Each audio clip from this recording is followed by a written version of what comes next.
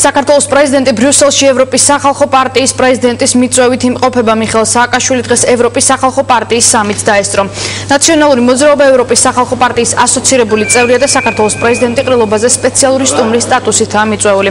მიხეილ სააკაშვილი უკვე შეხვდა ევროპის სახალხო პარტიის პრეზიდენტს ვილფერდ მარტენსის. სამიტის ფარგლებში გამართული ორმხრივი შეხვედრის დროს ევროპის სახალხო პარტიის პრეზიდენტმა საქართველოს ევროატლანტიკურ სტრუქტურებში მხარდაჭერა გამოუცხადა. განიხილეს რეგიონის უსაფრთხოების საკითხები, ასევე ის წარმატებული რეფორმები, რომელსაც საქართველო ახორციელებს.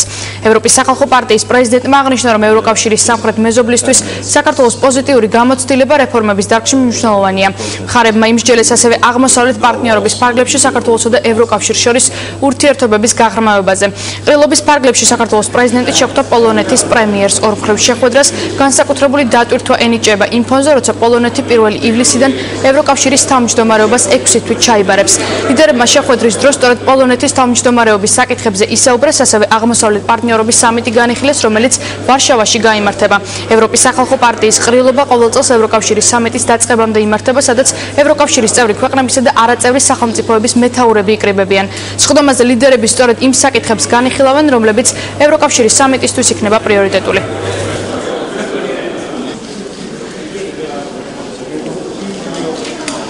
To the United States. We had our system of air conditioning. Did you see it, Boehner? You saw Boehner?